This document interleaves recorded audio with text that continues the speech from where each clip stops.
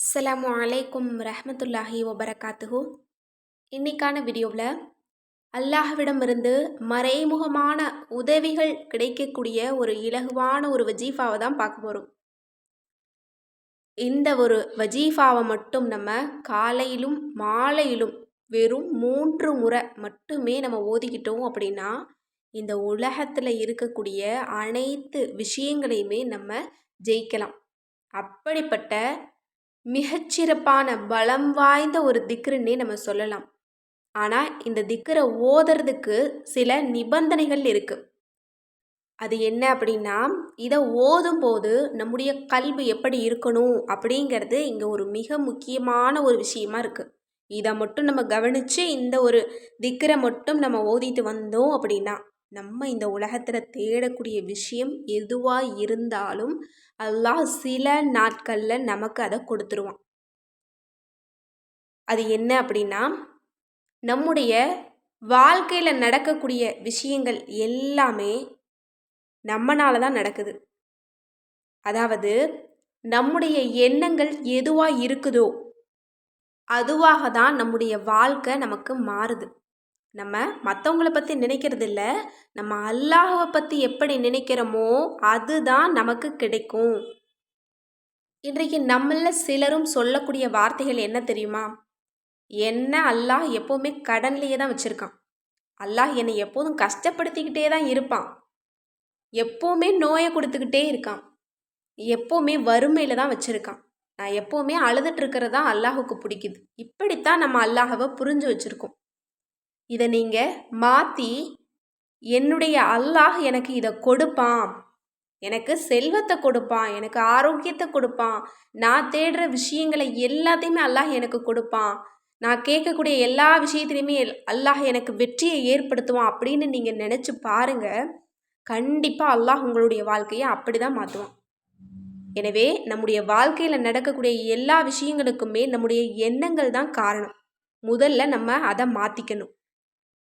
இன்னும் நம்மளில் பலரும் இருக்காங்க, நான் எவ்வளவோ அமல் செய்கிறேன், பல வருஷமாக கேட்குறேன், நான் தஹஜ்ஜத்தை கூட தொடர்ந்து நிறைவேற்றுறேன், அல்லாஹ் எனக்கு கொடுக்க மாட்டேங்கிறான், நான் கேட்குறத இன்னும் கொடுக்கல அப்படிங்கிறது தான்.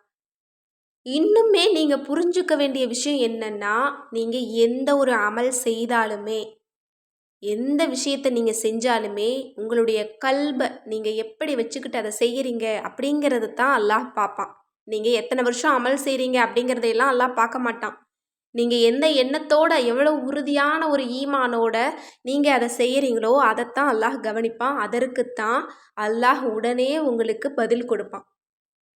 இப்படி இன்ஷா அல்லாஹ் உங்களுடைய எண்ணங்களை மாற்றி நீங்கள் அமல் செய்யும்போது அதை கவனித்து என்னுடைய ரப்பு இப்படிப்பட்ட தன்மையுடையவன், என்னுடைய அல்லாஹுவுக்கு இத்தனை அழகான பெயர்கள் இருக்குது. முதல்ல அல்லாஹினுடைய அழகான பெயர்களுடைய தன்மையை நீங்கள் எல்லோருமே தெரிஞ்சு வச்சுக்கணும். அல்லாஹ் அன்பானவன், இரக்கமானவன், இன்னும் சொல்லிக்கிட்டே போகலாம். இத்தனை தன்மை இருக்குது. அதில் இருக்கக்கூடிய தன்மைகளை நீங்கள் உணர்ந்தீங்க அப்படின்னா என்னுடைய ரப்பு இவ்வளவு சிறப்பானவனாக இருக்கிறான், கண்டிப்பாக எனக்கு நடக்கக்கூடிய எல்லா விஷயமுமே அவங்கிட்ட இருந்து தான் வருது.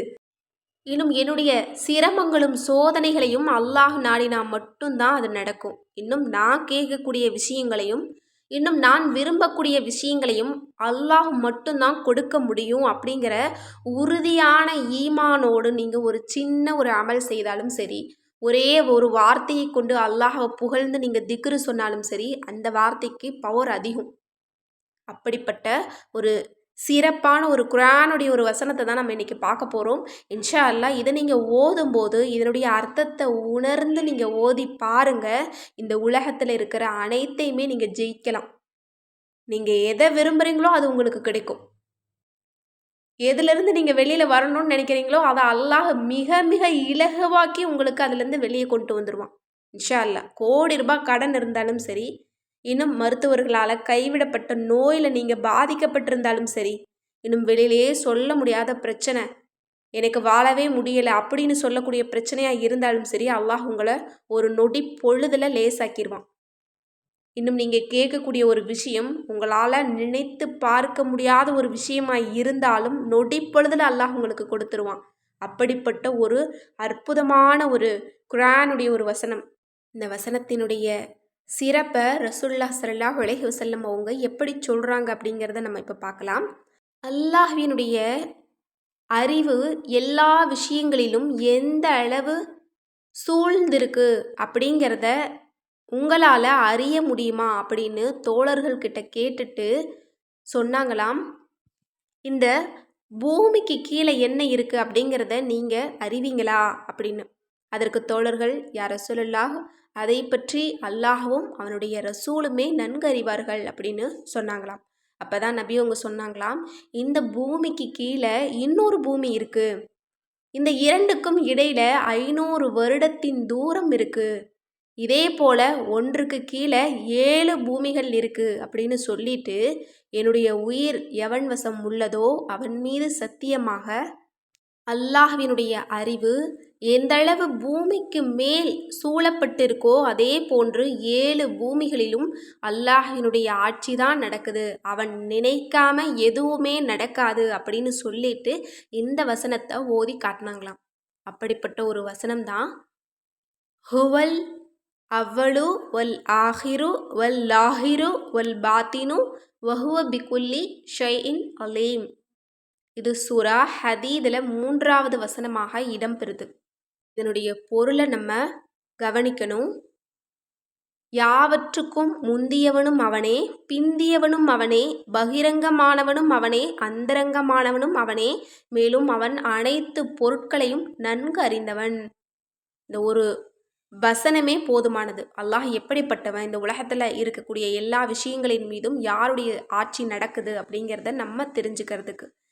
இதற்கடுத்த வசனத்தை கவனித்தோம் அப்படின்னா இன்னும் நல்லா புரியும். அதாவது, அவன்தான் வானங்களையும் பூமியையும் 6 நாட்களில் படைத்தான், பின்னர் அர்ஷின் மீது அமைந்தான், பூமிக்குள் நுழைவதையும் அதிலிருந்து வெளியாவதையும் வானத்திலிருந்து இறங்குவதையும் அதில் ஏறுவதையும் அவன் நன்கறிகிறான். நீங்கள் எங்கிருந்த போதிலும் அவன் உங்களுடனேயே இருக்கிறான். அன்றியும் அல்லாஹ் நீங்கள் செய்வதை உற்று நோக்கியவனாகவே இருக்கின்றான். எவ்வளவு சிறந்த வார்த்தைகள் பாருங்க.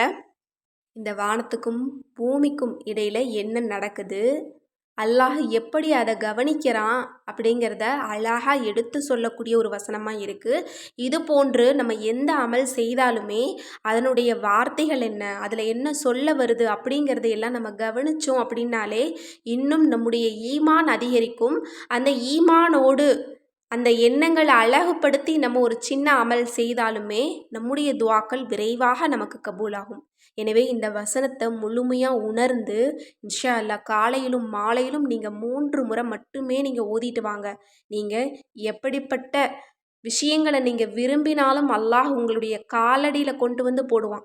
எனக்கு சொந்த வீடு வேணும், என்னுடைய நோய்கள் நீங்கணும், நான் நினச்ச வேலை எனக்கு கிடைக்கணும், நாங்கள் தேடிட்டு இருக்கிற வேலை எனக்கு அமையணும், இன்னும் எங்களுக்கு மனசுக்கு பிடிச்ச திருமண வாழ்க்கை நடைபெறணும், இன்னும் இருக்கக்கூடிய கஷ்டமான சூழ்நிலையில் இருந்து அல்லாஹ் எங்களை நிம்மதியான மகிழ்ச்சியான வாழ்க்கைக்கு மாற்றணும், இன்னும் நாங்கள் விரும்பக்கூடிய எல்லாமே எங்களுக்கு கிடைக்கணும் அப்படின்னு நீங்கள் இன்ஷா அல்லாஹ் நீங்கள் நினச்சி இதை ஓதுங்க.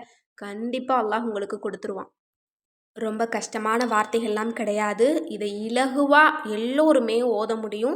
எனவே இன்ஷா அல்லாஹ் இதனுடைய பொருளை உணர்ந்து நீங்கள் காலையிலும் மாலையிலும் 3 முறை நீங்கள் ஓதிட்டு அல்லாஹ்விடத்தில் நீங்கள் துஆ செஞ்சுக்கிட்டே வாங்க.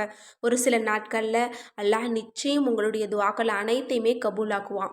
ஏன்னா சிலரெல்லாம் கேட்குறாங்க, அது என்ன உங்களுடைய துஆ மட்டும் கபூல் ஆகுது, எங்களுடைய துஆ கபூலாக மாட்டேங்குது அப்படின்னு. இது அல்லாஹ்விற்கும் கேட்கக்கூடிய அடியாருக்கும் இடையில் நடக்கக்கூடியது. இதில் நம்ம கேள்வியே கேட்க முடியாது. அதனால் அவங்க ஈமானோட ஓதியிருப்பாங்க, அல்லாஹுக்கு பிடிச்ச கேட்குற முறையில் அவங்க கேட்டிருப்பாங்க, அல்லாஹ் அவங்களுக்கு கொடுத்துருப்பான். அதே முறையில் நீங்களும் போட்டி போட்டு நீங்கள் அமல் செய்யுங்க, அல்லாஹ்விடத்தில் நீங்கள் அதே போல் நீங்கள் கேளுங்க, கண்டிப்பாக அல்லாஹ் உங்களுக்கும் கொடுப்பான். ஏன்னா அல்லாஹ் ஒருவன் மட்டும்தான், எல்லா படைப்புகளின் மீதும் சக்தி பெற்றவன் அவன் மட்டும்தான், எல்லா படைப்புகளுக்கும் கொடுக்கக்கூடியவன் அவன் ஒருவன் மட்டும்தான். இந்த வசனத்தினுடைய அர்த்தத்தை நீங்கள் உணர்ந்தாலே உங்களுக்கு புரியும். மற்றவங்கள நீங்கள் கேள்வி கேட்கவே மாட்டீங்க. எனவே இன்ஷா அல்லாஹ் அமல் செய்கிறதுல மற்றவங்களோட நீங்கள் போட்டி போடுங்க. அதிகளவு ஈமான்களை நீங்கள் வளர்த்துக்குங்க. கண்டிப்பாக அல்லாஹ் அனைவருடைய வாழ்க்கையுமே மிகச்சிறப்பாக மாற்றி தருவான்.